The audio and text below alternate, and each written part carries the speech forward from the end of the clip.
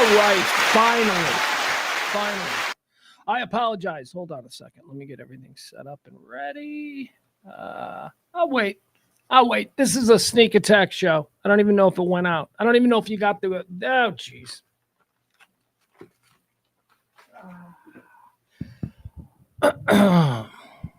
I'll wait. I had to cancel the 12 o'clock show. There was a bunch of people waiting in the 12 o'clock show, and I had to cancel it because it was about to be over with. Hi, Taronda. Look at Taronda. This is just Adam's here. Leslie's. There we go. Now everybody's showing up. Come on, folks. Gather around. Let's get in here. A little bit different. I apologize for the delay today, but as I say, I will always attempt to do a rant. Why? Because I require a certain amount of narcissistic indulgence every day. Studio is not in a different studio. It's the same studio as yesterday. I've just moved it to a different location. I'm in front of the window now. Maybe we open the window at some point today. Hey, Jeff. Hey, Adam. Hey, Leslie. All right, welcome into the rant. I am Pugs Moran. We do this every Monday through Friday here at the Radio Misfits Central, Radio Misfits Dallas, new e-gallery location here in the Design District. I'm sorry, we had some big meetings, some fancy people here in the 12 o'clock hour, art gallery stuff. Anyway, this is my new life, and this is where we're going to be doing this stuff from. And boy, oh boy, if today's meeting with some very people you would know, I'm just saying, people you would know, is any indication, we are going to be just cranking out the Radio Misfits show from here. Yeah, we'll keep the rant, but I don't know. Maybe it'll just be like a full day radio station of people. Who knows? Who knows wants to come on before the rant or after the rant or whatever. Big things are happening. Although, and when we do finally get to where we need to be, I will drop to my knees and I will throw a huge party for each and every one of you, because you guys are like Wonka Bar golden ticket winners. You guys have been here from the beginning. 3 years now we've been doing this rant. So the only reason we're able to grow is because people believe in what we have been doing. What we've been doing here for 3 years hasn't generated any money. No, as a matter of fact, it's been commercially dismal. But it has caught the attention of a couple of people who are like, nah, you know what? Let's make it bigger. That's what we do. Let's lean into the failure. And that's kind of what we're trying to do here at Radio Misfits Dallas. RadioMisfits.com, of course, your one-stop shop for all your best podcast needs. Anything, and more coming. More, a lot of but we're looking for people. You got some ideas? You want to do a show? You think you got an idea for a show? Something interesting, something, let me put this in your head, something Dallas-based. I would like to do more local content creation around here. Stuff that is targeting Dallas, because I sure as shit don't do it. We're lucky if I get one like Dallas story in a day. I should try harder. But that's not what this rant is about. This rant is about the world. Peter says, I believe. We all believe, Peter. That's why we're here. No, it ain't Jerry Jones. It is not Jerry Jones' paternity trial going on. Do we have any news on that? See, I would love to be able to go live with nothing but Jerry Jones' paternity trial news. That would be great. Where's my drink? Here it is.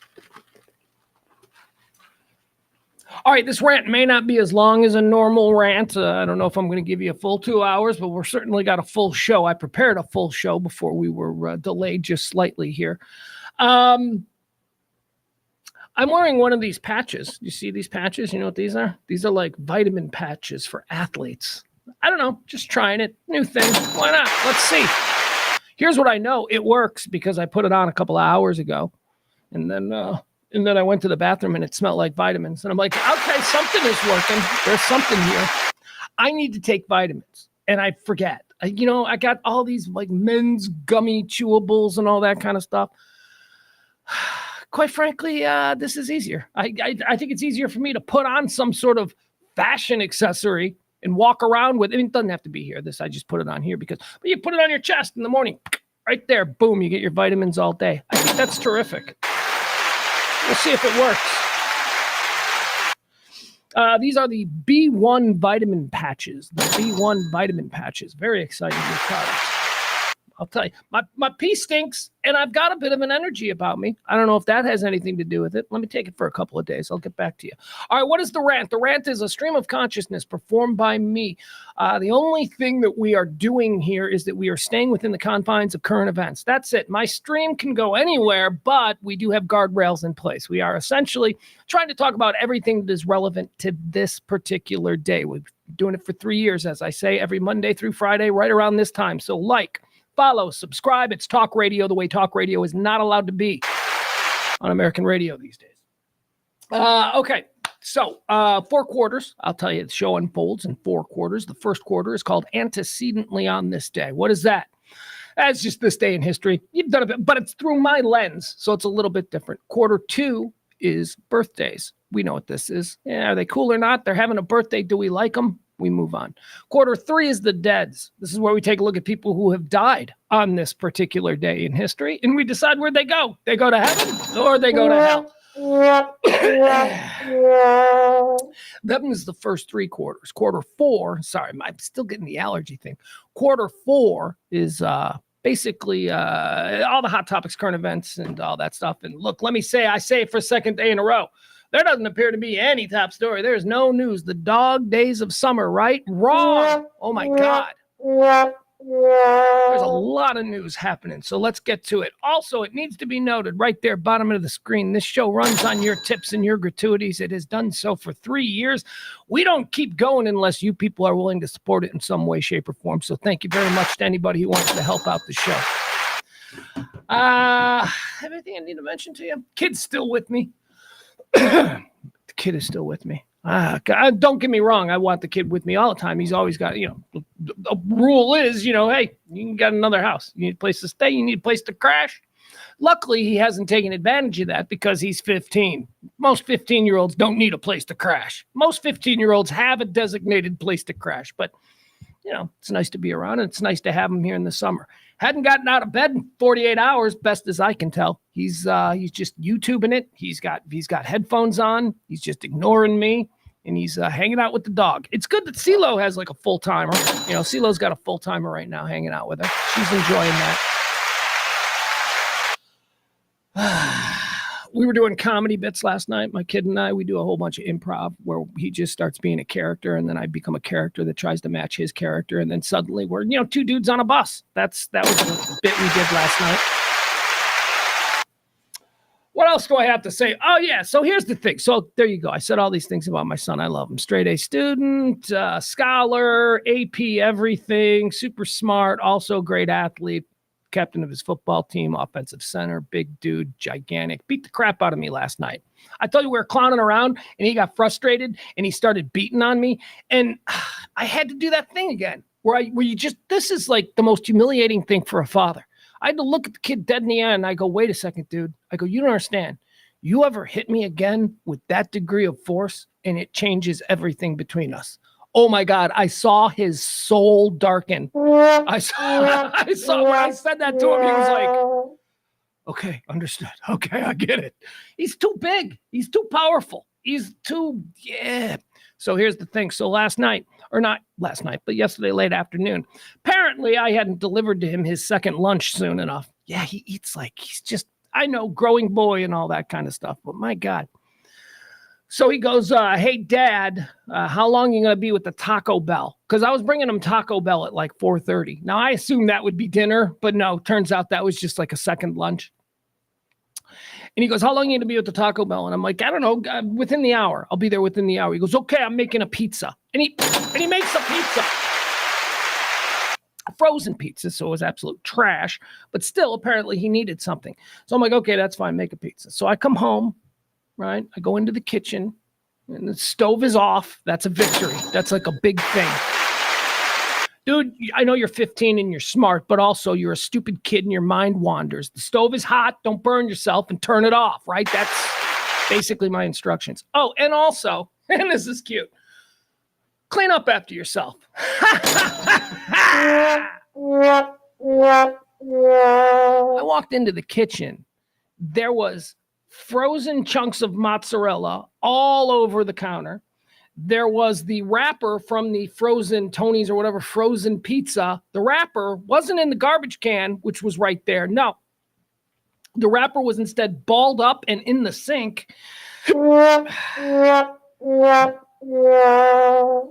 the paper and the cardboard from the pizza, the frozen pizza, just there on the counter. Just not even, wasn't even an attempt to throw it out. I don't get it.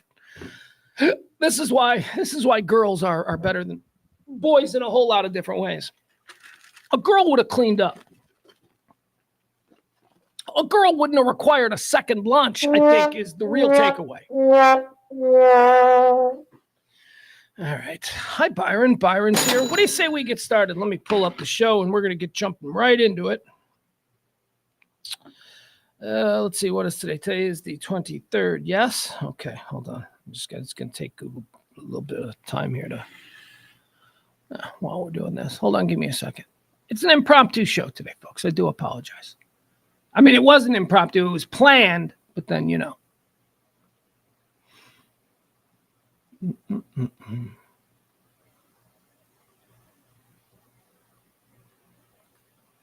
We had another couple of characters. We broke down into Chicago, guys. He was downstairs, and he was, you know, when your kid is downstairs and they're doing something, you're like, what are they doing? Well, with him, he's in the kitchen, so he's probably eating. And he's doing something, and I yelled down to him. I'm like, hey, what you doing? And, you know, just as a character, and he chimed back. He says, none of your business, you jag off, which I just thought was a great victory. I love that my Texas-born kid who has a drawl and everything. Howdy, y'all. He pulls that out when he tries to be charming. He knows. He's got this drawl, and yet, you know, he uses the phrase jag off, which I just love. I just love that there's a 15-year-old running around in Plano calling people jag offs, because that's just not something we hear down here. All right, let's see. Where are we? 7:23. There we go. All right, I got this up. Anybody new in the chat room? Byron, Barney, Frankie, Adam. I don't see Jimmy Smells. Where's Jimmy Smells been? Everybody's on vacation, I guess. I don't know. All right, let's get started. It is the Rant. I am Pugs Moran. We are Radio Misfits Dallas, radiomisfits.com. Did you know today was the 23rd day of the year of our Lord, 2024 month, July. It is July the 23rd. That's a complicated way of saying it, 7/23/24. It is the 205th day of the years. That's right. 205 of these pages have been torn off the calendar. If that's, you know, what you do. What are you, 90? Okay.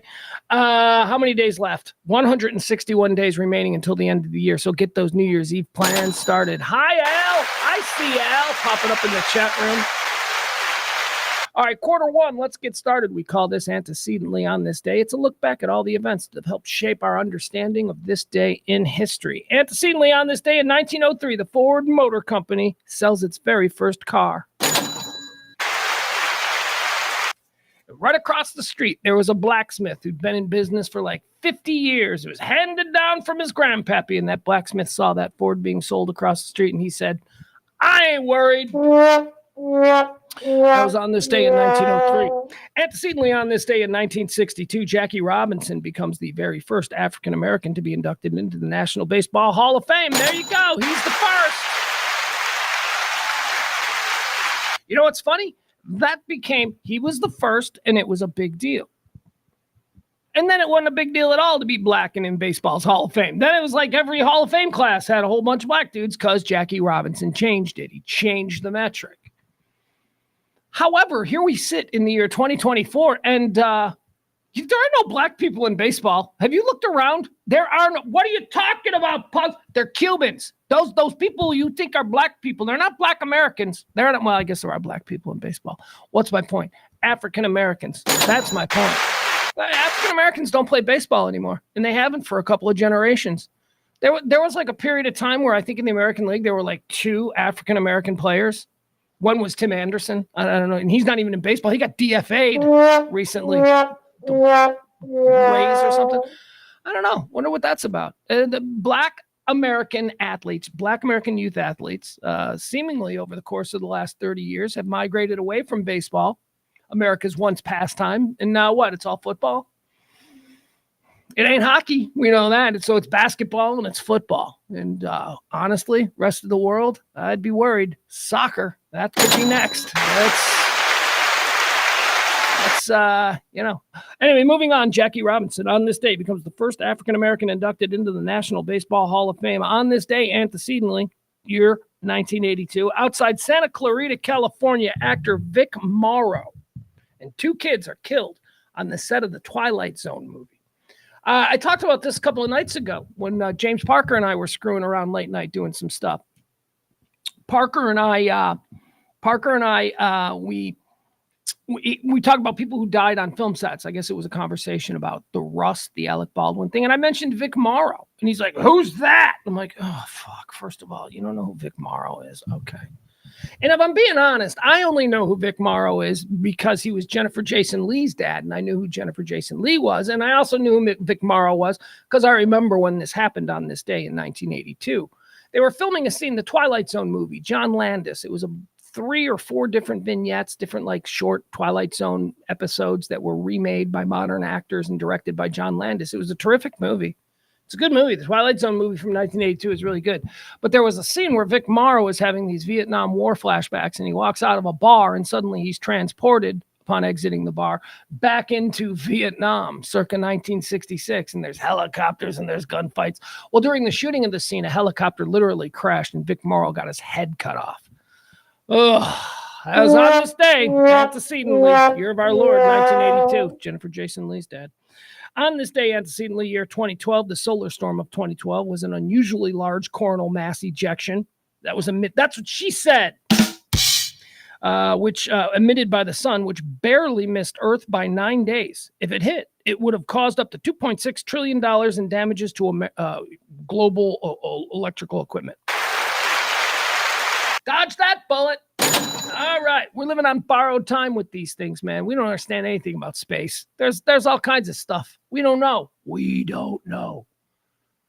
We're going to discover all kinds of stuff. The more we gain the ability to look further and go further, oh my God, the stuff we're going to find. Look at this, 2012. We almost all died. Or at least all of our flat screens almost blew up. That would suck. Let's do birthdays. Let's move on to birthdays. Born on this day. Let's see here. Birthdays. Da-na-na-na-na-na. They say it's their birthday. All right. Born on this day, 1921, Calvert DeForest. You guys know who Calvert DeForest is? Calvert DeForest. He's a Gen X icon. He is, of course, Larry Bud Melman.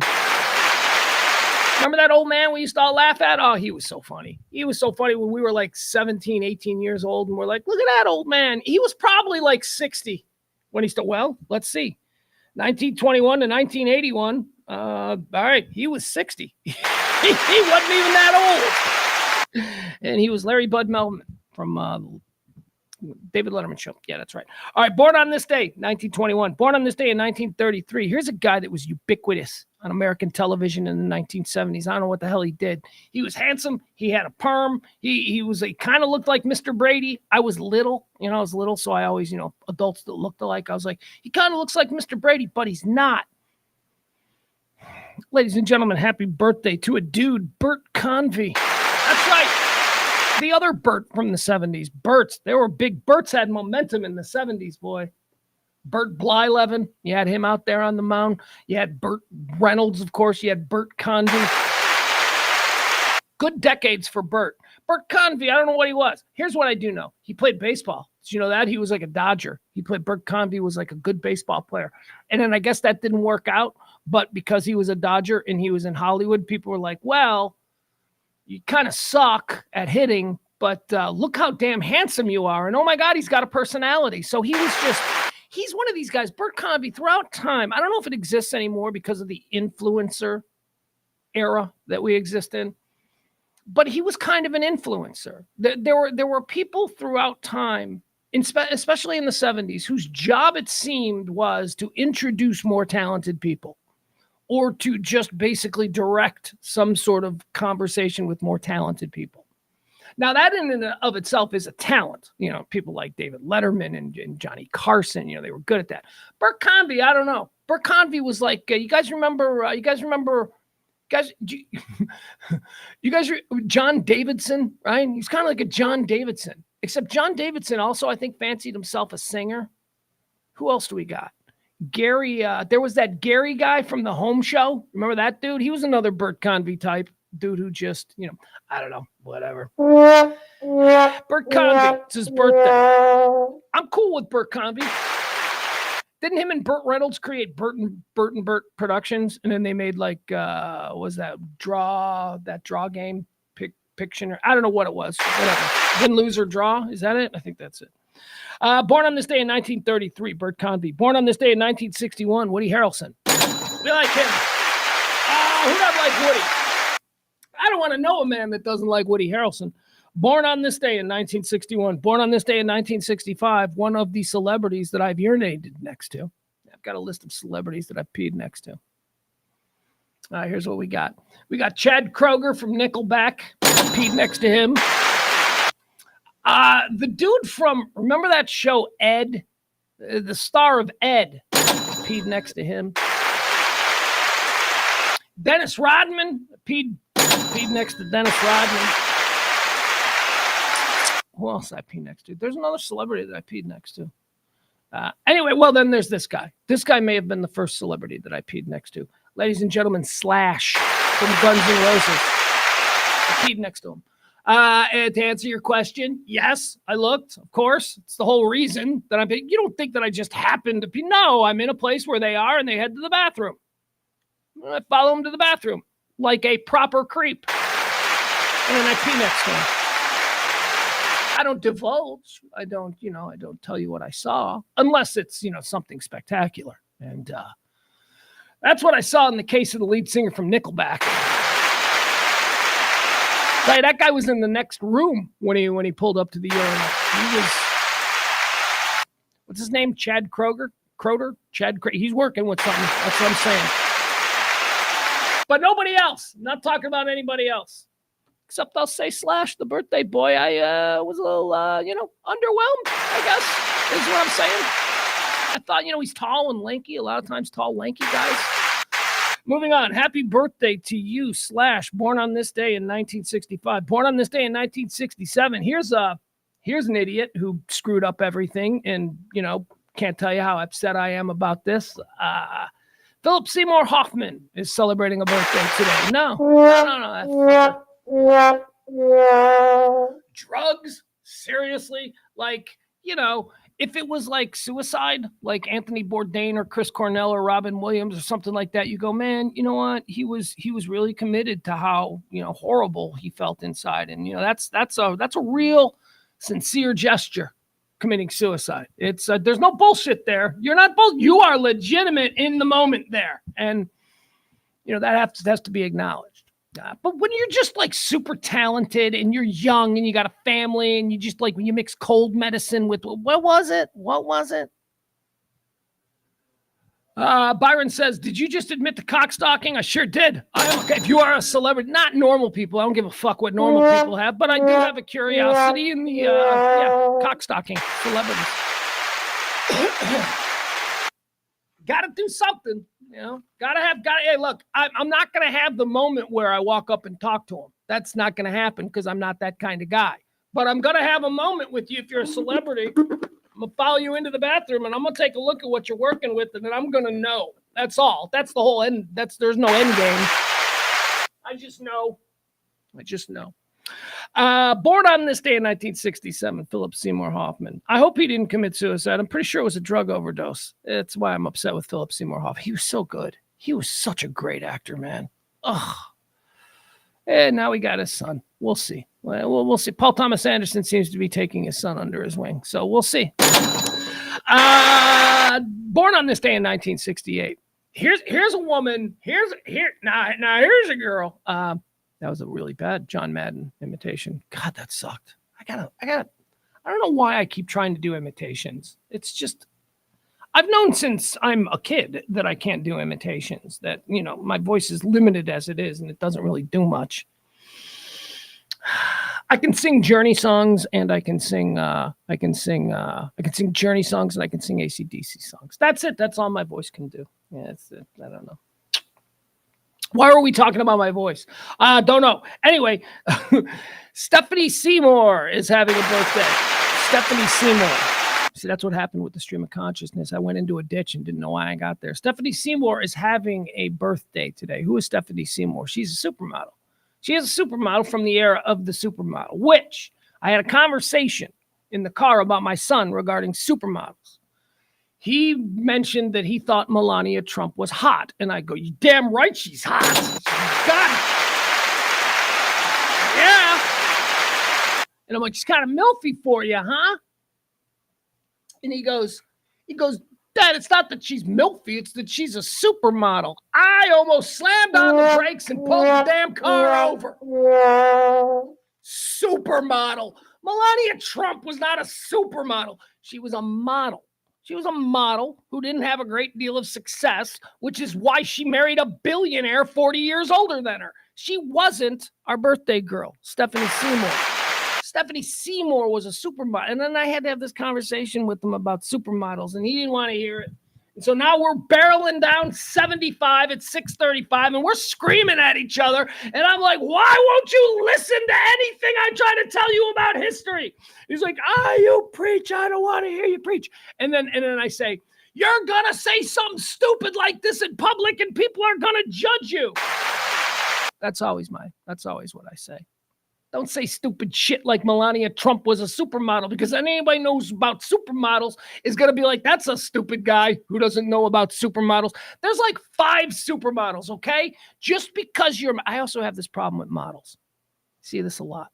A lot of girls, I'm a model. You took some pictures on Instagram and they got a bunch of likes. Okay, I guess by the very slimmest thread of model, you're a model. It used to be like promo girls. I used to have friends who ran promo girl businesses, you know. Like these guys, I'm a model. No, you're not. You make $20 for going out to a bar and giving free shots of some garbage liquor nobody's ever heard of. You're not a model. Okay, so there's that element of model. I'm a model. What do? I got an OnlyFans. You're not a model. I guess maybe you're a model. You're a hot chick who has learned how to commoditize your sexiness. You're not a model. A model walks the runways in Paris. A model is on Vogue or Inside Cosmopolitan. A model is somebody who you know only because, no, you know what a model is? A model is somebody that you could have dinner with your family. A supermodel, anyway. So you can have dinner with your family and you can mention their name and they'll all at least just know what they are. I'm talking about your Tyra Banks. I'm talking about your Christy Brinkley's. I'm talking about your Elle McPherson's, your Kelly Ireland's. I'm talking about Stephanie Seymour. I'm talking about your supermodels, your actual Angie Everhart. I'm talking about your actual supermodels from the era of supermodels, which was the 1970s and 80s. That's it. There are no supermodels anymore because nobody knows what a model is. Because, you know, some chick in Iowa has an Instagram following that's like 5 times Cosmo's. So, you know, I don't know what a model is. And Melania, though, was not a supermodel. She's a hot piece of Eastern European ass who came over here when a whole bunch of other Paulina types came over here. Paulina is a supermodel. Nobody ever heard of Melania before she became Melania Trump. You don't even know her last name. Stop pretending. Now, this doesn't diminish the fact that she's absolutely gorgeous, and it certainly doesn't mean that other better-known models are prettier or that she's not prettier than them. She might be. It's just about they weren't famous like supermodel famous. Stop it. I mean, real supermodels marry age-appropriate rock stars. That's what real supermodels do.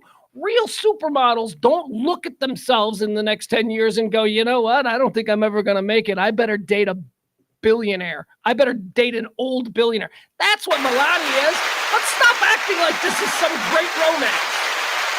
Do you know what she grew up under? She grew up under just an oppressive communist regime. She grew up during the Cold War. She didn't have a great life. She comes to New York because she's pretty, and all of a sudden dudes are buying her expensive drinks and she's getting picked up in limos. Of course she fell in love and married the first billionaire. What are you saying? She doesn't love him? No, I'm saying that she loves him. I'm saying that she saw this lifestyle, and based on where she came from and her life experience, she saw this life. You can love people for other reasons than just wanting to get off with them. You can love people. Women do it all the time. Hot women fall in love with ugly men for some other reason all the time. I'm not saying Trump's ugly. I'm saying he's significantly older than a supermodel. Anyway, we're moving on. Stephanie Seymour is absolutely a supermodel. She was with Axl Rose. Speaking of Slash's birthday. Born on this day, also celebrating a birthday, 1973, Kathryn Hahn. I like her. She is definitely not a supermodel. She's fast on her way to becoming an absolute American treasure. Born on this day in 1973. Born on this day, we got another one here, Monica Lewinsky. Now, geez, Louise, think about that, all right? So I'm 1973. That's Monica Lewinsky. Maybe I'm at the age now where I just always kind of assumed that she was a kid. I can't think of her as anything but like a 22-year-old. Monica Lewinsky, born on this day in 1973. American activist, former White House intern. Yeah, that's for sure. We heard about that. What does she look like now? Should we take a look at? Let's take a look at Monica Lewinsky now. This seems like a perfect opportunity for us to do this. All right, here we go. Monica Lewinsky today. Now remember, what do we like to do? We like to use Bing because Bing is just better for the pictures. Monica Lewinsky. Let's take a look at her. All right. This ain't terrible. This is not terrible. She's like in her late 40s. That's the other thing I didn't get. Like, I was kind of her age. Here you go. Look at her. That ain't terrible. I was kind of her age when all this went down. And you remember everybody talking about how ugly and fat and gross she was? And I remember in the moment going, dude, I'd take a beach from her. I totally, what are you talking about? It's all right. She's a little thick by 1997 standards, maybe, but not by 2024 standards. No. She's thick girl in 2024. That's good. That's a good thing. But even back then, I'm looking at her and I'm like, I don't know, man. Am I crazy? She's kind of hot. All my friends are like, I'd do her. And then you get like these 50-year-old men, like the 50-year-old. She's disgusting. Can you imagine being president? I remember Rush Limbaugh was like, could you imagine being president? And that's what you settle for. And I'm like, dude, okay, so she's not one of your $2,000 an hour high-priced escorts. Rush. Yeah, Rush. Rush like them high-priced escorts. But she's not bad. She's not terrible. I get it. A quick beach on the fly. You're trying to govern the global, what was it the Clintons were accused of? Like some kind of global, you're trying to, you're puppet master in the world. There could be worse. Jesus, did you ever see Kellyanne Conway? Oh, my God. It could be worse is all I'm saying. He went with like a young chick. And by the way, here's the other thing why I'm comfortable talking about this, because I have heard her over the years talk about this. She's not a victim. She doesn't think she's a victim. She was a young chick enjoying her life who had obviously worked hard enough or had the right connections to get herself a placement in the White House, which let me tell you, for a 22-year-old or whatever she was, that's a huge, huge thing. That means you are absolutely going to be a success in your life because you are working at the White House at 22. You are hanging out with the president. That's a big thing. So this whole idea that she's some complete gross idiot. No, she was a young girl. She was hot for the president. He was game, and it happened. Now, my problem with Clinton is that he's a lying sack of shit. I did not. I'll just get up and say, you know what? I've been married to the same woman for a whole bunch of years. I love Hillary, but our sex life is gone, and I am a man. I'm still virile. What? Yes, okay, I did it. I don't know. How are you defining sexual contact? I didn't stick it in her. Not even the tip. I go, but I did get a beach. Okay, can we be done now? Can I go back to whatever's going on with Slobodan Milosevic over there in Serbia? Or that's what was going on at the time, I guess. So whatever. Anyway, Monica Lewinsky, it's her birthday. Look at her. She's a fine-looking woman. We should all be so lucky to share a bed with someone who looks like her. There you go. Monica Lewinsky. Frank says JFK had better women at a similar age to Bill Clinton. Yeah, I mean, what do you want? Hey, Frank's assuming we know all the women that Bill Clinton had, which I am not. I'm pretty sure that Bill Clinton had a whole bunch of women. Like to see his dance card from Epstein Island. I want to see that. I bet he's got a whole bunch of... Jeff Bellard says oral sex is not sex. Well, I mean, again, let's not make leaps. Let's not make logical leaps. Okay, so the word we're defining is sex. How are we defining it?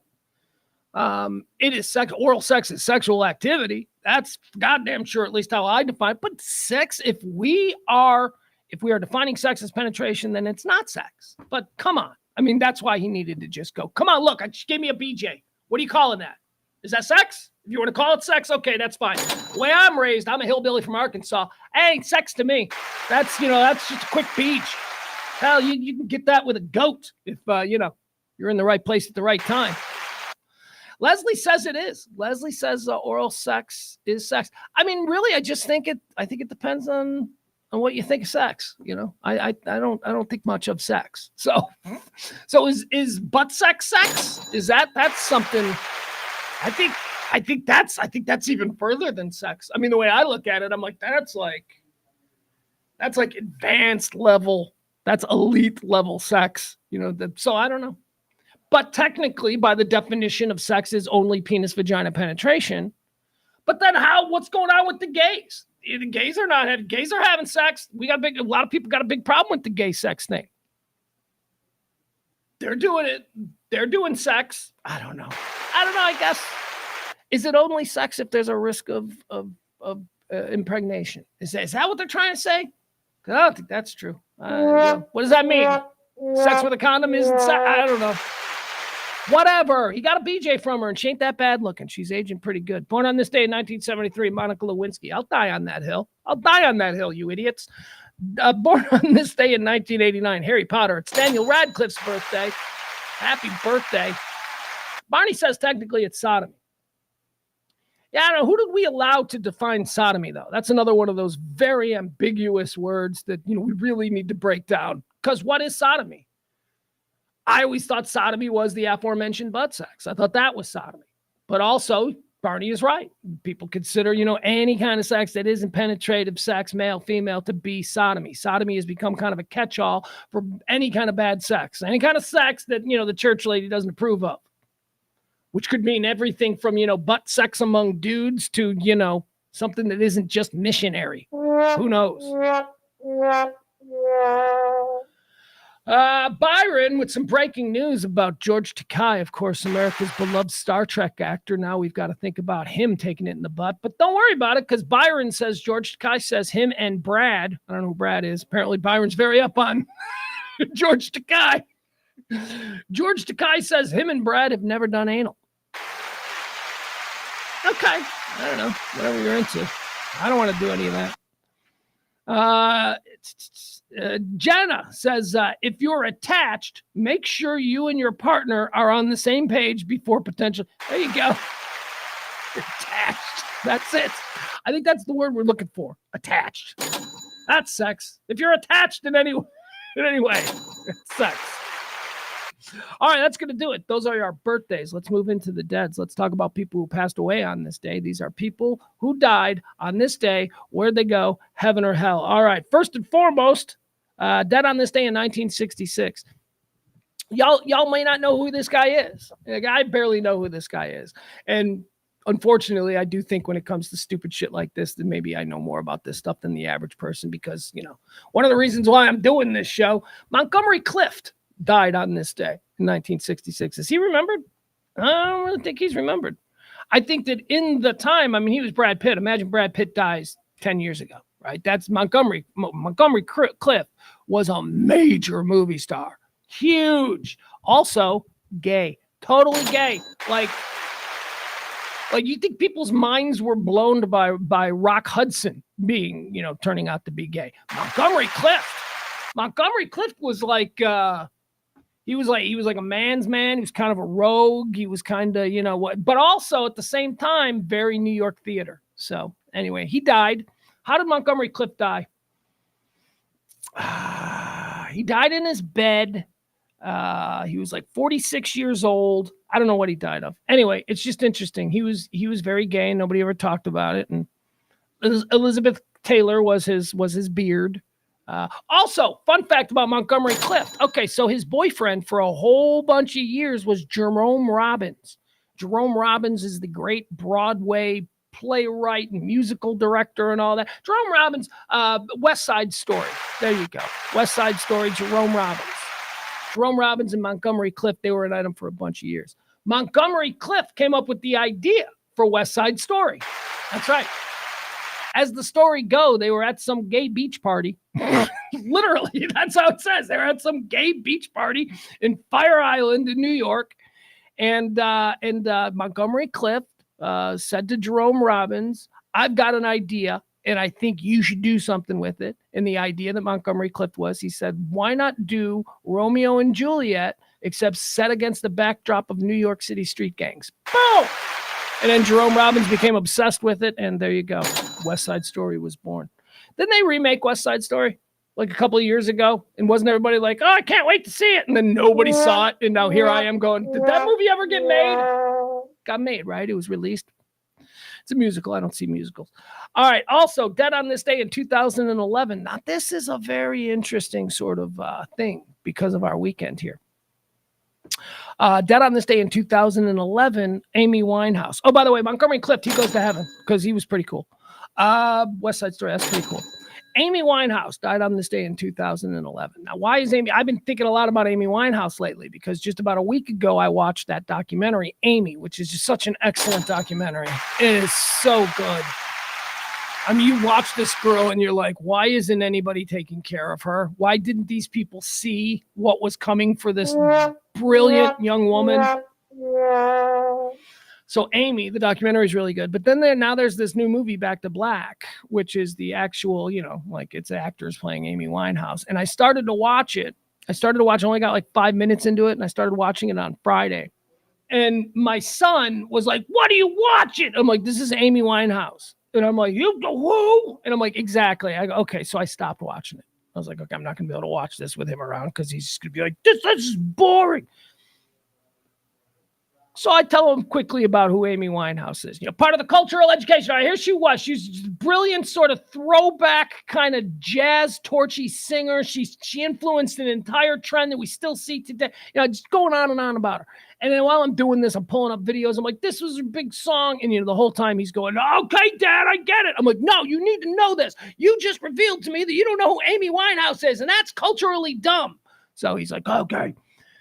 So he blows me off and I go back to doing my own thing. Then about an hour later, he's laying next to me. He's got his headphones on, right? He's lost in his headphones and he's watching videos. And I can hear what he's listening to because the headphones are cranked up so loud. Hour later, he's cranking out to Rehab. He's like totally getting into the whole Amy Winehouse. She was terrific. I loved Amy Winehouse. That Back to Black. By the way, the movie Back to Black, I'll probably finish watching it tonight. Like I said, I only got like 5 minutes into it. But it's so funny because that is sort of this is the give and take with me and my son that I've accepted. And I've accepted it because I don't know, I kind of love it. And that is I force him to be exposed to something and he fights and it's ugly. But he relents and he gives in. But he always does this in the beginning, very performative. What now? Like that whole thing. But he does relent. And what I find most satisfying about it is that weeks later, months later, he will reveal to me that it didn't just fall on deaf ears. Like, I'll give you a good example of that. So he's really into guitar players. He doesn't want to play guitar, but he's really into guitar players. And I sold him on Terry Kath. We were watching a documentary about guitar players. And Jimi Hendrix was on there, and Jimi Hendrix was talking about his favorite guitar player, Terry Kath. Now, Terry Kath is the guitar player from the band Chicago, okay? Terry Kath died in, like, 1976. And so whenever you think about Chicago, all those sappy, like, couples-only songs or wedding songs or father-daughter, they really got puss. But back in the early 70s and the 1960s, they were an all-out rock band. And Terry Kath is genius. So anyway, I exposed him to Terry Kath and he fought me on that. And now it's like we share a Spotify thing. And I look and whole shit ton of his Spotify stuff is like Terry Kath guitar solos and Terry Kath. He loves the song 25 or 6-4 for that guitar solo. So there you go. These things, they work. And it worked with Amy Winehouse as well. My kid likes Amy, or at least appreciates her. Like, I don't know if he's going to be like it, but I know that he likes Rehab because he listened to it like over and over again, like 5 times in a row. Amy Winehouse, I'm putting her in heaven. I thought she was terrific, and the way she's depicted in both the documentary and in the movie about her life, she seems like just a lovely girl who just, a nice person who just, fell victim to what a lot of people with fame really quickly fall victim to. Amy Winehouse in heaven, dead on this day in 2011, dead on this day in 2012. Ride, Sally, ride upon your shuttle ship. Sally Ride, the first American woman in space, right? Isn't that who she was? Wasn't that her big deal? Sally Ride, Columbia. Remember that song?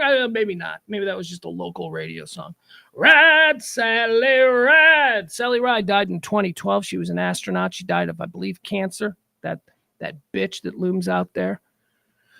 Oh. Sally Ride is absolutely in heaven. She was a cool chick. She was a smart chick. She was a cool chick, and she was an astronaut.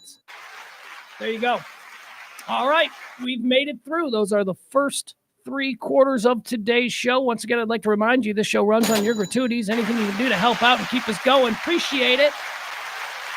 Moving on to quarter 4 now. Quarter 4 are all the hot topics and current events and all that kind of stuff. So let's rant. Ready? Here we go. Secret Service was going on yesterday during the rant. The Secret Service director, this, I don't know, Pam Cheadle. I don't know. Let's call her Pam. She was up in front of the Congress. Don't even know if it was the Senate, whatever. It was people in suits who got elected to some office, and they're there, and they're yelling at her, and she's like going, I don't know what happened. We're talking about this. This is the inquiry into the Trump Butler, Pennsylvania shooting from 2 weeks ago, which I'm still not sure it was a shooting, but that's okay. Whatever. Good, great moment for the Trump campaign.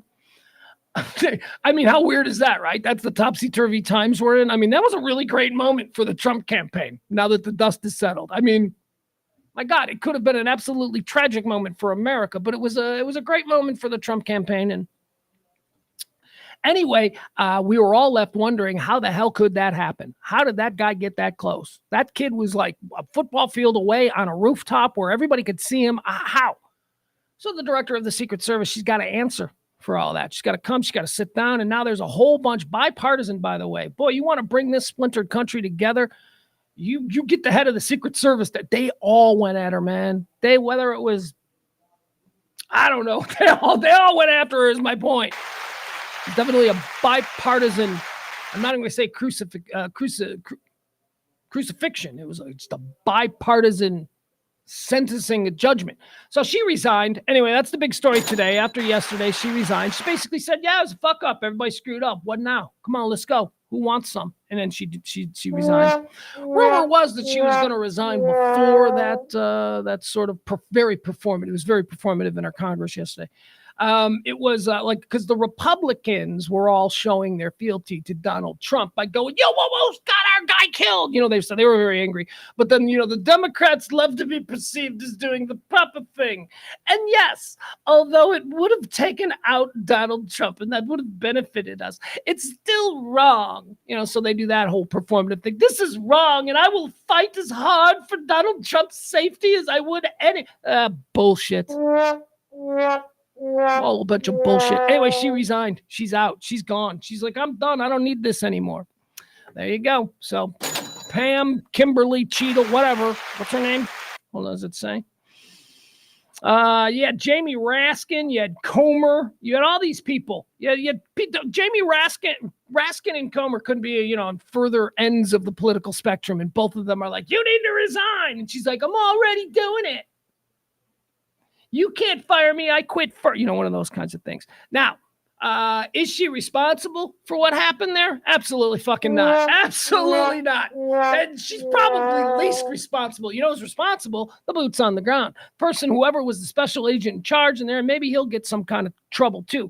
But this is that bullshit context that we all operate under, where, the buck stops here mentality. I will take ultimate responsibility. Why? You weren't here when these protocols were developed. You didn't hire any of these people. You just took this job a couple of years ago. You were running security for a bunch of cases of Pepsi before you got here. You're a bureaucrat. You don't have anything to do with the planning of different events and all that shit. But buck stops here. So I've got to take the fall. Whatever. Why? Because it looks good. Because it's the right thing to do. Is it? Is the right thing to do for her to go, well, good, this is the opportunity for me to make all the changes here within this bullshit organization that I've been wanting to. That would be probably, because to say that it's her idea that she failed, dude, she spends all day in meetings, budget meetings, shit like that. How many new vests do we need? Do you think that she's really, okay, this rando Butler, Pennsylvania Trump thing, I'm now going to get super involved in? No. It's all delegated. There are levels and levels of people. Obviously, there is something wrong with the protocols the Secret Service uses to protect candidates. Obviously. I don't know how that is the fault of the woman at the top, but here we are. Whatever. I'm not defending her. I don't give a shit. I don't know this woman from Adam. I'm just saying this is stupid and it happens all the time. The buck stops here.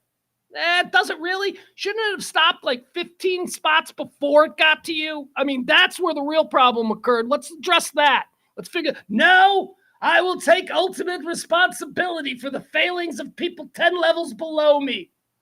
Cool. Keep doing that. Fucking, that's that Al Franken attitude. I will do the right thing because discussion of whether or not I should drop out or step down from my Senate post is distracting us from doing the business of the American people. I'm Al Franken. I will fall on my, oh, fuck you, you idiot. The 72, we know now Americans lose interest in a story after like 72 hours. Right out the butt. That's the thing that Trump taught us. God love him.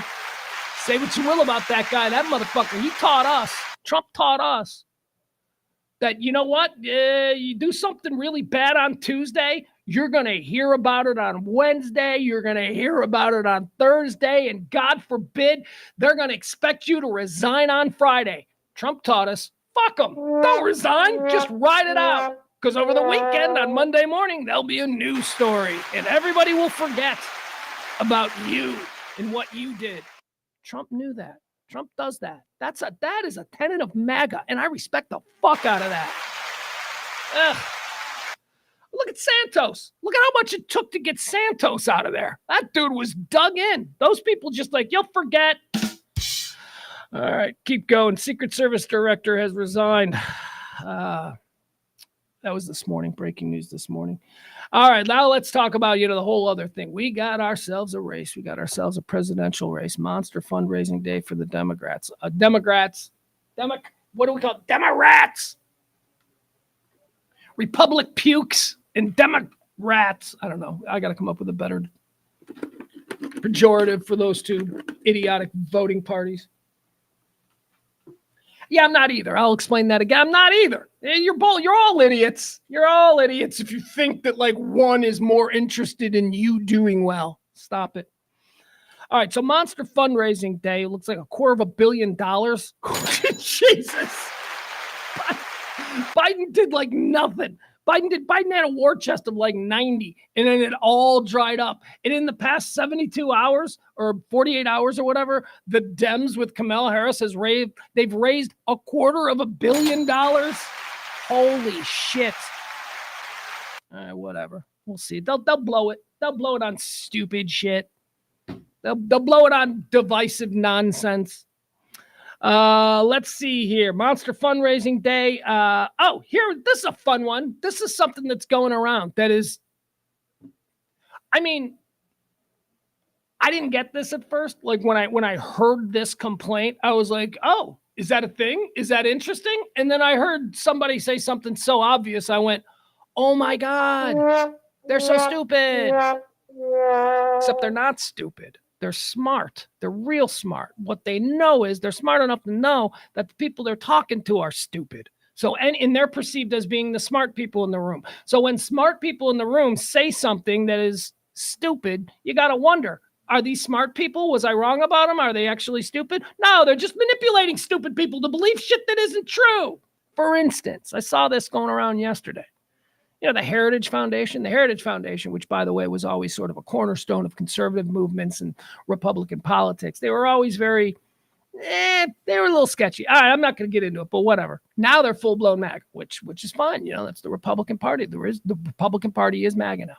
So the Heritage Foundation, they're a think tank. They're all these smart, rich guys who, between rounds of golf, they drink old fashions and, eat oysters, and they talk about how, they can continue to control the rest of us. So the Heritage Foundation Here's what they put out. They want to sue the Heritage Foundation, a MAGA organization. They want to sue on behalf of Democrats. Well, thank you, Heritage Foundation. I mean, I'm not a Democrat, but I do appreciate you looking out for them. Heritage Foundation wants to sue on behalf of Democrats, claiming fraud. They claim fraud because, and this is the contention of their lawsuit, they changed their nominee. Okay? Yeah, I get that. If Democratic voters in America felt that they had a nominee, and then all of a sudden that nominee, it went through the primaries and all that stuff, and then the other thing happened, the big thing. And then the Dems just changed it, short of a death or something. I'd be like, yeah, I don't know if I like this. There were like 10 other people running. Why did this? But there weren't 10 other people running, okay, this time. It was just Biden. It was Biden and some congressman who ran for like 2 weeks, and then he got out. But here's the other thing.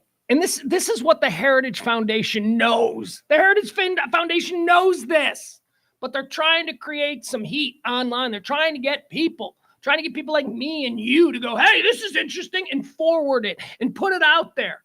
You know what the Heritage Foundation knows? The Heritage Foundation knows that this lawsuit has zero standing because their charge is fraud based on the fact that the Democrats changed their nominee.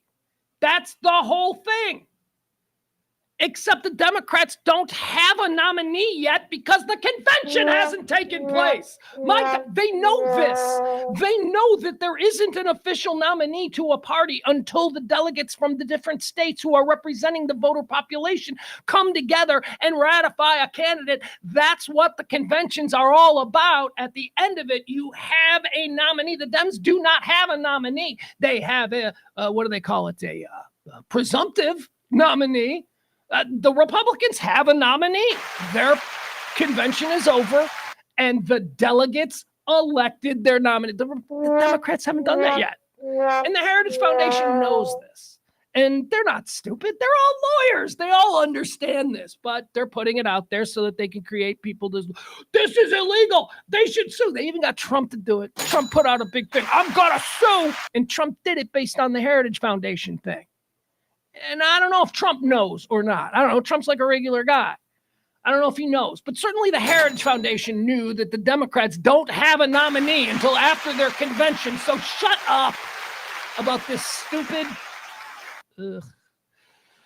All right, now let's move on. So apparently,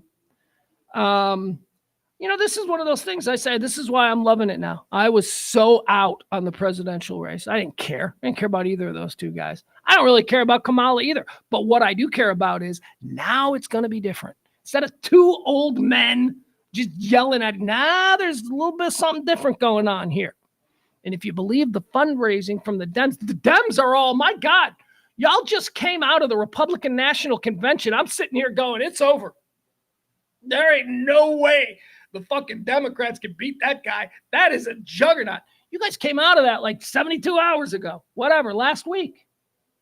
And it's completely changed for you. All it took was Biden going, not running. And then this whole new thing, see, you have to understand, Biden was relying on the old school Democratic strategists and playmakers and all of this. There is a younger, more connected, very Gen Z focused part of the Democratic machine that has never been given any kind of go get them, boys. They've always been kept in the background because of the likes of Biden and his I don't think marijuana should be legal type attitudes. Biden didn't get it. Kamala and these fucking people, they get it. It's just going to be different. We're just going to see a whole different thing. I'm not saying it's going to win me over. I don't know. But do you know about this? So already, good Lord. Well, wait, here's the numbers that are really interesting. I saw this numbers breakdown. This was on Sky News, mind you. This is why I love watching Sky News. Here's a numbers breakdown that you'll probably not see in America, okay? So since 2016, since the last time when Trump ran against Hillary in 2016, he didn't win the popular vote, but he did win the Electoral College. So in 2016, Trump was basically swept into office by boomers. Boomers just fucking carried him past Hillary. That's what it was. Since 2016, hold on, let me get the number right. 20.2 million boomers have died. 22 million American boomers are no longer there the way they were in 2016. What have they been replaced with? 41 million Gen Z voters. There are going to be 41 million potential new voters. Of course, it's America. But man, I'm telling you, that Gen Z vote is what Kamala is going after, and that is a vote that, I'm sorry, Donald Trump and J.D. Vance can't fucking touch. They already got Beyonce doing concerts. That was announced this morning. Beyonce is now allowing her music to be used by Kamala, and she has pledged to do a number of concerts, rallies. I mean, my God, they got energy over there. The fucking Democrats, don't get me wrong, they suck like the Republicans, but they had no energy. They had nothing. They got legit energy going on right now. And in a short race, you should be fucking scared. The other thing is, it's coming out of the Trump campaign, is that they're now upset with J.D. Vance. They're like, oh man, shit. Because J.D. Vance, that was when it was just going up against Biden, I mean, Trump would probably like to have a vice president now who's maybe, I don't know, a little darker in skin tone. Now would be the time he tries to roll out the Vivek, or God forbid, Nikki Haley. That would have been the evener. That would have been the evener. If Trump had bit the bullet and said, you know what, I'm going to name Nikki Haley, that ticket wouldn't have been affected at all by this. But, when you look at two middle-aged, one old white guy, one middle-aged white guy, that's kind of really only hitting home with a specific group of voters. And it ain't the Gen Z voters. So, I mean, they're a little bit, you can't blame them. That Trump war machine was locked in. They thought it was over. They thought that this next 3 months, they assumed after the convention against Joe Biden was just going to be a coronation. It ain't. It's going to be something different now. And that's got a whole bunch of Democrats excited. And it's got me, a TV watcher. It's got me excited too. Now, I know, look at you people. Barney's probably upset hearing all this stuff. And, some of my more ardent MAGA buddies that I have don't want to hear this. But, man, look, I'm just being objective here. It's a different race. It's a completely different race. And it's exactly why the Heritage Foundation is saying, we need to sue. And why Trump is saying, that's not fair. I was supposed to go. I mean, there's real concern about how this changes the voter demographic. When it was Biden and Kamala, they were going to probably win the Gen Z vote, but there wasn't going to be a massive turnout. Now there's going to be a massive turnout. They are going to directly engage with that 41 million Gen Z voters. And that could be a problem. We will see. Let's see here. So who's the vice president going to be? The vice president, Kamala, she's got to decide. So let's go through these four. See if, they're all white dudes, which is what she's got to do. She's got to balance the ticket with a white dude so that it doesn't look, too scary to, a guy who lives in, I don't know, Nebraska. All right, where is it? Let's see here. Okay, the VP list. All right, let's go through this, the VP list. All right, 4 leading Democrats emerge as possible running mates for Kamala Harris. All right, I'll run through them really quick and I'll tell you what. Andy Beshear. I've been talking to you about Andy Beshear. This is not a good pick from my strategic standpoint. He's, as a vice president, on the bottom half of the ticket, he is not going to deliver Kentucky. That is not going to be enough, and it doesn't matter. Kentucky isn't that great of a state anyway to have to win. The Democrats know they're going to lose Kentucky. They don't need Andy Beshear. Andy Beshear at the top of the ticket, if he was running instead of Kamala, Andy Beshear, I think, is a much deadlier threat because now it's not just about Kentucky. It's about the entire white, religious, Christian South that he could do the Bill Clinton thing. Bill Clinton came out of Arkansas and won all of those. It's just, that's thinking. You're thinking with Andy Beshear. All right, but I don't think that's going to happen. I really don't. I don't think he has served at all as a vice presidential candidate. He's 2-term elected governor there in Kentucky. He's fine. Maybe he gets a cabinet position. Maybe, something like attorney general. I don't know, something like that. Let's see here. Who else? So Andy Beshear, governor of Kentucky. Roy Cooper. This is a very interesting one. This one, I kind of like Roy Cooper. I hadn't thought about Roy. I ain't voting for these people, but I ain't. Roy Cooper's an old, white, Christian governor of North Carolina. Democratic governor of red state, North Carolina. This is another one. Now, this is juicy because North Carolina is more valuable as a state than Kentucky. And he is really popular there. And he's old and he's white, And it's like, so let's say there's a dude in the middle who's like, all right, well, the president seems like she's going to do some shit that's going to irritate me. At least maybe the bottom of the ticket. Maybe the old white guy, the dependable old southern white guy. That's Roy Cooper. North Carolina governor. He's won 6 statewide general elections over 2 decades. He's a powerhouse down there in a state that doesn't allow Democrats to be powerhouses. All right, so we got Andy Beshear and we've got Roy Cooper. Possible vice presidential picks for Kamala Harris. These two are Southern governors.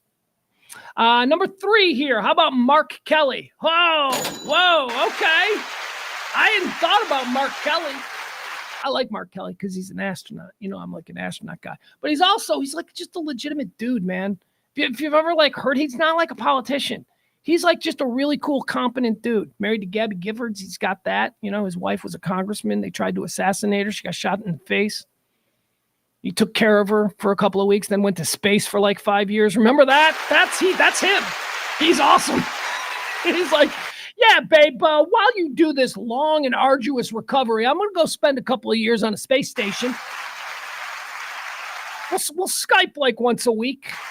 That's fine. I can't understand you anyway.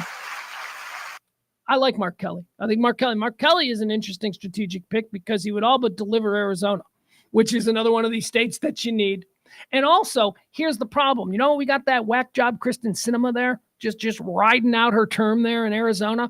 Her seat, she's a Democrat. Theoretically, she's a Democratic senator. And her seat is very vulnerable because she was such a whack job. So you could lose a Senate seat in Arizona. However, you put Mark Kelly on the ticket, that balances it out, and that energizes Arizona, and now you can be competitive again. You can be competitive for a Senate seat that you had probably already figured was lost.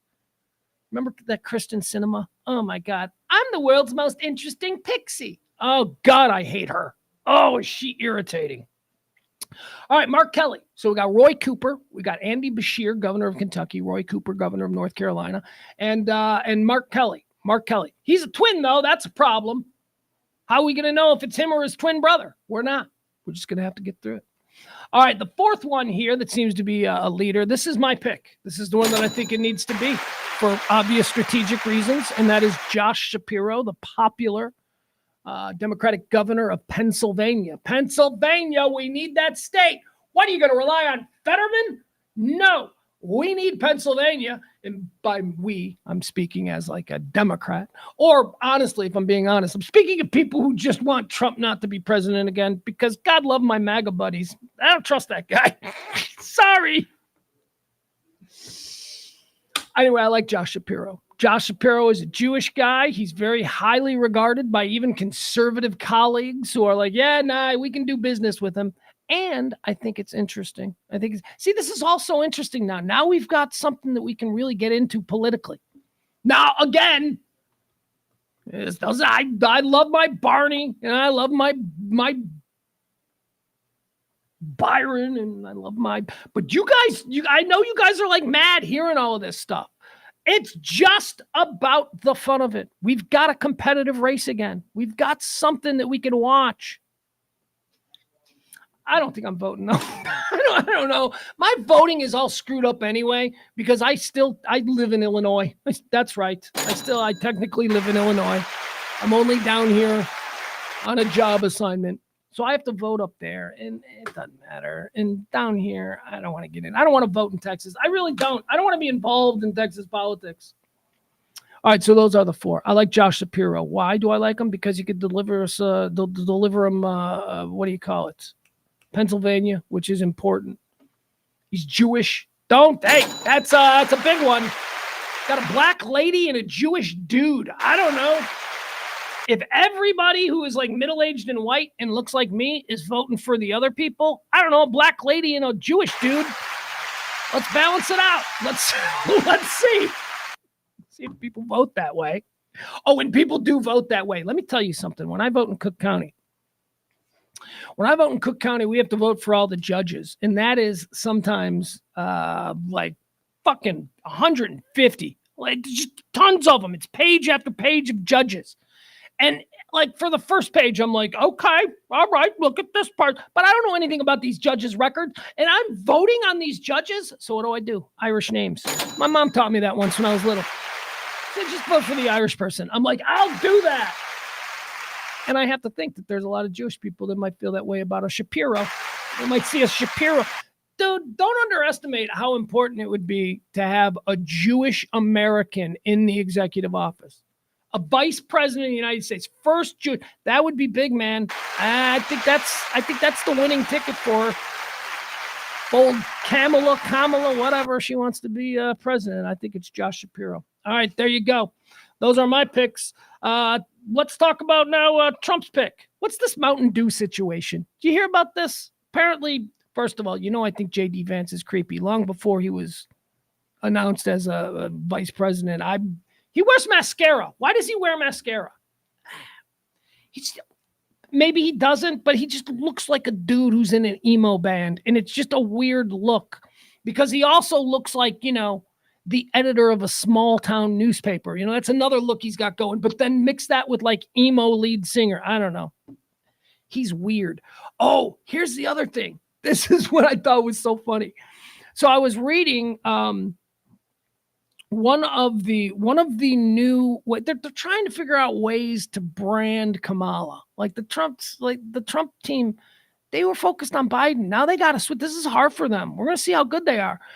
They got to now switch to Kamala full time, right? And so one of the tactics that they were going to do is they're going to try and create a narrative surrounding Kamala Harris that she's weird. Like, you fuckers got J.D. Vance, and you guys are going with the she's too weird kind of thing. J.D. Vance is weird. He made some jokes last night. He got up a hometown crowd, too, by the way. He played a home game. His first actual rally was in his hometown. Good for him.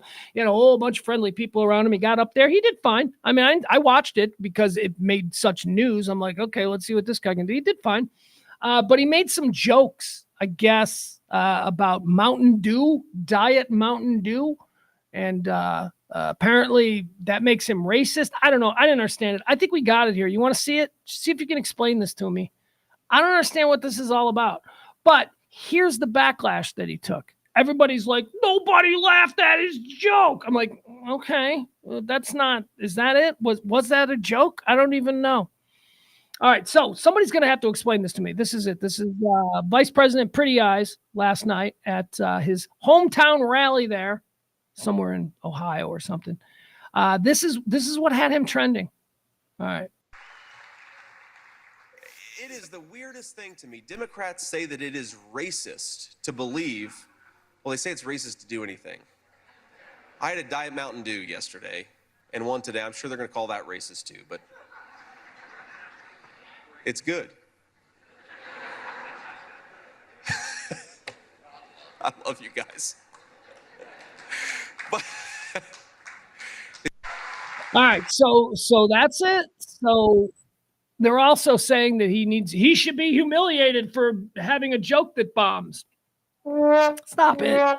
It was a little bit much when he was like, I love you guys, like suggesting that we're such good friends. Hey, you guys are just so wacky.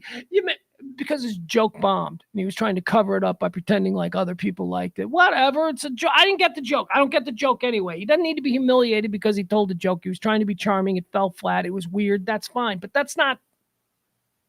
Remember Jeb Bush? Remember Jeb Bush with his please clap? Remember when he said something and just stopped talking and everybody was like, that was boring, but they were supposed to clap, at least in his mind. And he's like, please clap. I guess it was kind of like one of those moments, but that's not a terrible moment. I want to talk about Diet Mountain Dew. Why was Diet Mountain Dew trending because of this yesterday? People are like, it's hillbilly. He's trying to appeal. He said, apparently, is this it? He referenced Diet Mountain Dew because that's the drink of the American hillbilly? Is that true? Here's why I asked. I always assumed as much. I just didn't really know that it had ever been codified as like a real thing. But now, so I looked it up yesterday and I'm like, oh, would you look at that? Did you guys know that like the original logo for Mountain Dew is a hillbilly? Like the original Mountain Dew logo when Mountain Dew first came out, it was just like a hillbilly, like, I likes drinking this stuff. You know, it was weird. I never drank Mountain Dew. I always thought it was gross. I'm 7-Up or Sprite. I don't need whatever the hell that is. With that said, I do love a Baja Blast. Taco Bell, Mountain Dew Baja Blast. It's just blue Gatorade, Mountain Dew, and Sprite. That's all it is. That's what a Baja Blast is. But I don't know. I didn't get the whole Mountain Blue. I don't know why they were. I'm not a Mountain Dew drinker, but I don't have any hate. So I don't know why they seem to be catching a whole bunch of strays and stuff. I guess the problem is that J.D. Vance, the Ivy League educated tech bro millionaire, right? This guy, he's trying to appeal to, I come from the hillbilly folks just like you. Again, you know, he did. He came from there, but he got out as quick as he fucking could. He's an Ivy League Silicon Valley tech bro. That's where he is. He wrote a book too. Wrote a book about, look, I used to be a hillbilly. That's, was his book. What was it called? Hillbillyology? I don't know if he's trying too hard. I don't know, whatever. But whatever. JD Vance, we're going to see a whole lot of them. All right, let's move on now. How about Olympic news? When do the Olympics start? When is this? Is this like couple weeks, next week, tomorrow? Like, when does the Olympics start? I don't know. It's been announced, though, the person that is going to carry the final leg of the Olympic torch. Hold on, wait a second. I'm going to do this really quick. Is this the final? Hold on, let's see here. Because the final leg of the Olympic torch carry is a big deal. Is this the final? I don't know. Here it is. Ladies and gentlemen, carrying the Olympic torch, I believe, into the stadium. We'll read further on. Snoop Dogg. I hope he lights a joint off the giant torch. American rapper Snoop Dogg has been named as one of the final torchbearers of the Olympic flame before Friday's opening ceremony in Paris. Friday, Olympics. The 52-year-old is going to carry the torch through the streets of Saint Denis in the north of Paris, which is home to the Stade de France Olympic Stadium on Friday.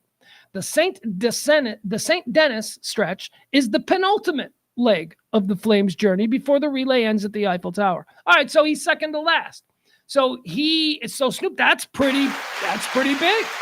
You got a fancy word for it, penultimate. He is carrying it and will be handing it to the person who lights, I believe. I think that's how it's done.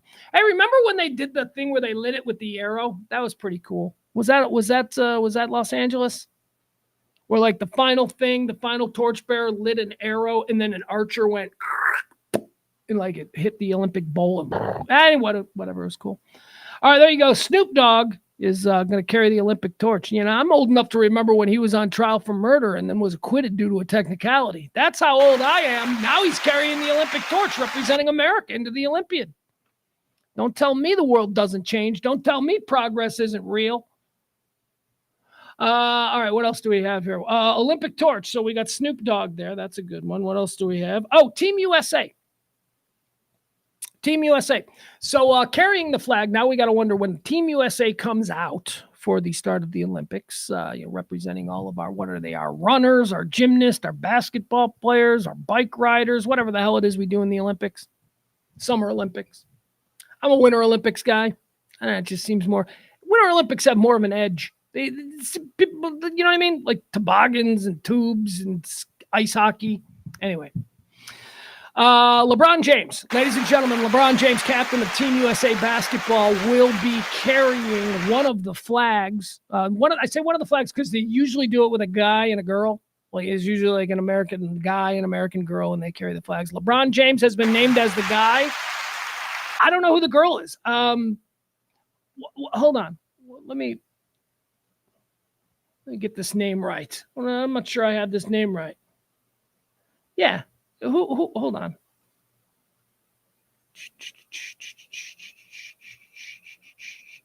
Hold on.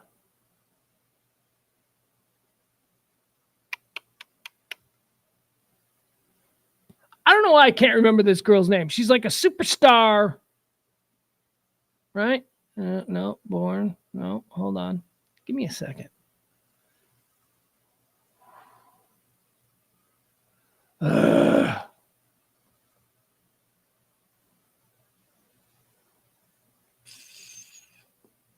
Where's the damn personal life? I'm trying to think.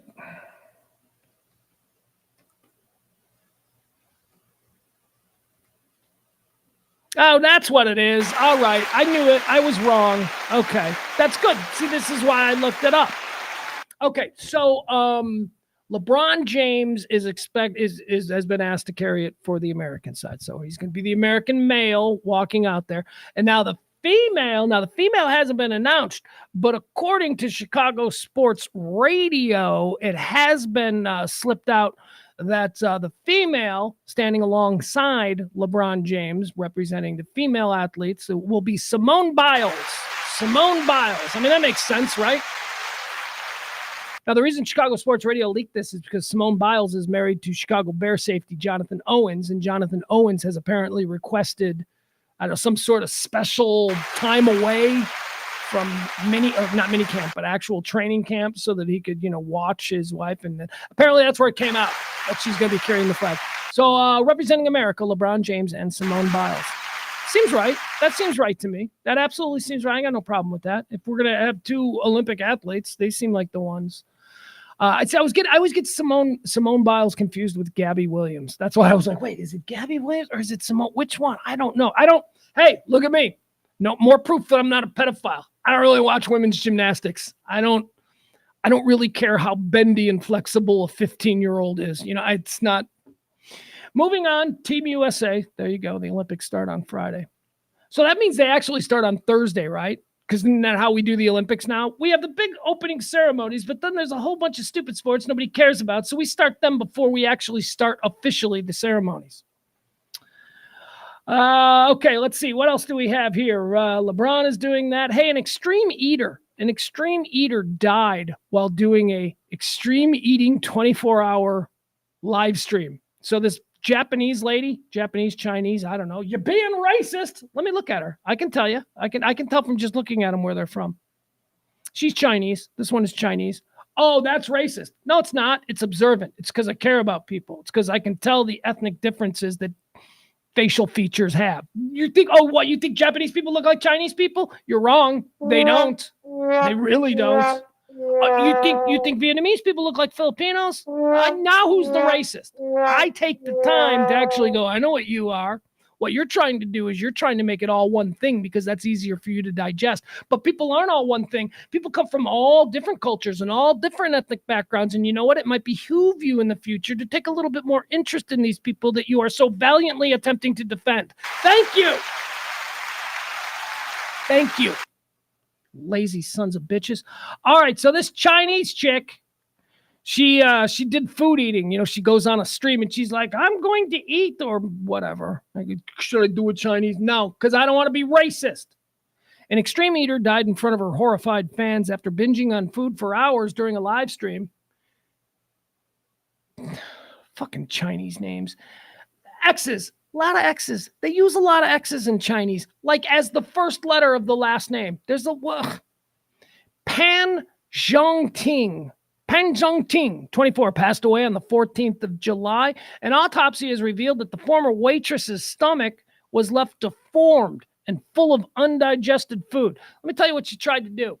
In a 10-hour period, she was going to do it for a full 24 hours, but her body died at 10 hours. She was just going to nonstop eat. And at 10 hours, she had ingested about, they're saying 10 kilograms of food. That's 22 pounds of food. She shoved 22 pounds of food in her face while live streaming. I mean, look, I like hits. I like numbers. You know what? I'm not going to give any more time to these people. She's dead. Why? Because she did something really stupid. Power eating or whatever you want to call it. Oh, my God.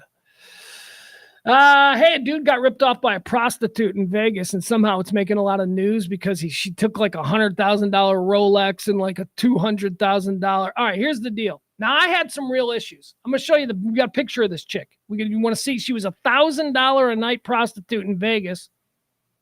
Dude staying at the Bellagio. Let's get a look at her. Let's see what $1,000 gets you at 4:00 in the morning in the Bellagio. There you go. This is $1,000. Now look, I don't know much about the world of the high-priced escort, but I can tell you $1,000. That's a lot of money. That's I don't put that great of a price tag on sex. Sex is just very, I think, perfunctory, but whatever. So $1,000 is still a lot of money. Let's see what it gets you. $1,000 in Vegas gets you. No, thank you. No, thank you. It's going to be a hard pass from me. So he's a bigwig, this dude, and he's there in Vegas. And he's rolling them hot at the table, boy. He's winning. He's having himself a night. And apparently making quite the spectacle. People are noticing. You know how that guy is in Vegas. We've seen him in the movies. Everybody gathers around him, and he's like, come on, baby, blow on it. Okay, so baby comes over to blow on it. And turns out he's like, all right, I'm done. And he's walking away from the tables. Apparently he's got like 30 grand in cash in his pocket. He's walking away in chips. He's walking away from the table. And, she's like, hey, sugar, whatever. What's going on with the pop-up? See that? I didn't even see how that pop-up came up. There we go. So she's like, hey, sugar, how about? And he's just got like nothing but thousands of dollars in chips in his pocket. So she probably went, $1,000, I'll come back to you. She's got a tattoo on her face. Look at that. She's got a tattoo on her face for $1,000. I don't think so. Anyway, dude's drunk. It's late at night. What the hell? It's $1,000. Whatever. Here you go. You blew on it. You get your cut. So he gives her $1,000. They go up to the room. They have sex. He falls asleep. He wakes up in the morning. His watch is gone. His money is gone. His jewelry is gone. He's a moron. He's a moron. That's her. They caught her, though. They caught her. He's a moron. He spent way too much for that. You know what that is? I'm sorry. I'm going to play like I know what these things cost. Isn't that like $150 on Harry Hines? Isn't that what that was? $1,000 at the Bellagio? What is the Bellagio? Look, I assume that the Bellagio is going to have some sort of understanding with the local call girl. What with, I imagine every other woman in a party dress that walks through the lobby of the Bellagio is some form of escort. That's just what dudes who stay at the Bellagio, that's what they do. So I get it. What are they doing letting that in? That is not Bellagio caliber high-priced escort. Although, if we're being honest, maybe the movies have ruined me. I don't know what a high-priced escort really looks like. Like maybe the movie, because in the movies, it's always Kim Basinger. It's always like something ridiculous. And I'm like, $1,000 for that? Okay. $1,000 for someone that looks like Kim Basinger? All right. Julia Roberts, the streetwalker, right? That's what she was in Pretty Woman. She was just a streetwalker. She's like a $50 whore. That's what that was. They don't look like Julia Roberts. So movies have ruined me.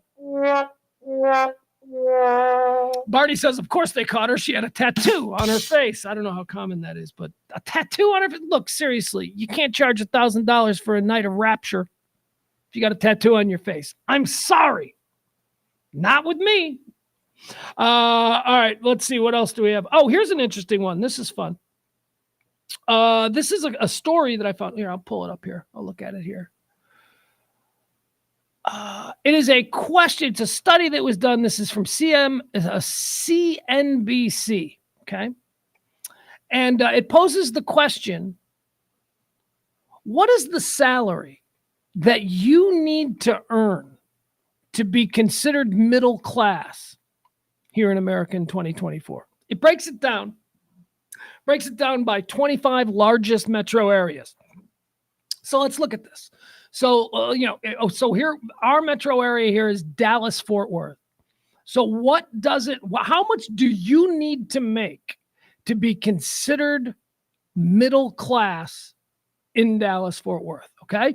So here's the low end. There's a low end for, that's it. That's the line. You're in the middle class now, but you're not really killing it. We got the low end and we got the high end of the middle class. All right. So for Dallas-Fort Worth, which includes Dallas, Fort Worth, Arlington, mid-cities. Dallas-Fort Worth, in order to be considered middle class, according to CNBC, you need to earn a minimum of $55,000 a year. $55,000 on the low end. $166,000 to be upper middle class. 166. Also, this is interesting because I know we split this audience. Mostly it's people from either Chicago or the Midwest, or a couple of LA and New York, but still it's mostly Chicago. Chicago, Naperville, Elgin. Okay. So that's the area there in Chicago. In Chicago, Naperville, and Elgin, in order to be considered middle class, you need to make at least $55,000 a year. It's the exact same thing as Dallas-Fort Worth. And on the high end, 166. So the Chicago area and the Dallas area, as far as that, we're exactly the same. Where is the high end? Where is the biggest one? Let's see here. So if it's 66 there, all right, I'll just run through some of these. In Atlanta, Alpharetta, and Sandy Springs, 57. 57,000 is the low end of middle class. 170,000 is the high end. Baltimore, Columbia, Townsend, Maryland, 60,000 on the low end. 181K on the high end. Boston, now we're starting to get into the expensive areas of the country. Boston, 70K. 70K. If you're 70K, Dallas-Fort Worth, remember, was 55 to be in the middle class. Well, if you're 55 in Boston, you're lower class. So 70K in Boston is what it takes to be middle class. 209,000 is the high end of middle class. Denver is also 66,000. Again, Dallas-Fort Worth and Chicago, 55K to enter the middle class. In Denver, you'd need to earn 66,000 to enter the middle class. 198,000 on the high end. Detroit, here we go. Here's one that's lower. Detroit, 48,000. If you can come together, scratch together 48,000, you're considered middle class in Detroit. 143,000 is upper middle class in Detroit. Houston. Now, this is interesting to me because Houston is less than Dallas. Houston, you need to make $50,000 on the low end to be considered middle class, $150,000 on the high end. Los Angeles, $58,000. $58,000 to be middle class in the Los Angeles, Long Beach, Anaheim survey area.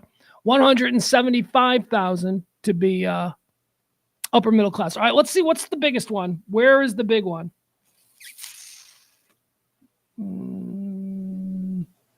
San Francisco. All right, the Bay Area. To be middle class in the Bay Area, you need to make at least $85,000. On the high end, to be upper middle class, you need to make $256,000. What is the cheapest? What's the lowest we can get into? I think it looks like Tampa. 46,000. You can get into the middle class. 139. All right, isn't that fun? There we go. Folks, that's going to do it. We're done. We are out of show for today. I'm done. Adam says, I do things like retirement and college funds of $500 a month for 2 kids, but my wife and I make like $140K. Too much info, and I still need to work Uber to make $500 or so a month to feel comfortable. Well, that's a you thing. That's for you to feel comfortable. I get it, though. I get it. You're a hardworking all-American family. KB says, I'm calling bullshit on those numbers. 55 would put you high-end lower class. You say potato, I say potato. High-end lower class or low-end middle class? I don't know, Kev. Let's see. That's going to do it. Guys, that's it. We are done. It is another show. I'm sorry that we started a little bit late today, and I know it's shorter than usual, but we went through all the stuff that I needed to go through, so it looks to me like, done deal as far as today's show. Tip the show if you can. That's right. Let me remind you of that. Drop a little something. We love your gratuities. It's how we continue to do our stuff here. What else? Anything else? I got nothing else. Appreciate you.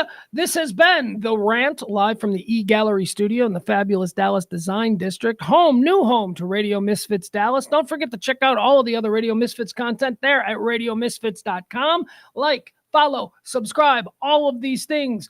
Grow with us, won't you? All right, I've been just ranting in a stream of consciousness form now for about an hour and a half, and I'm done.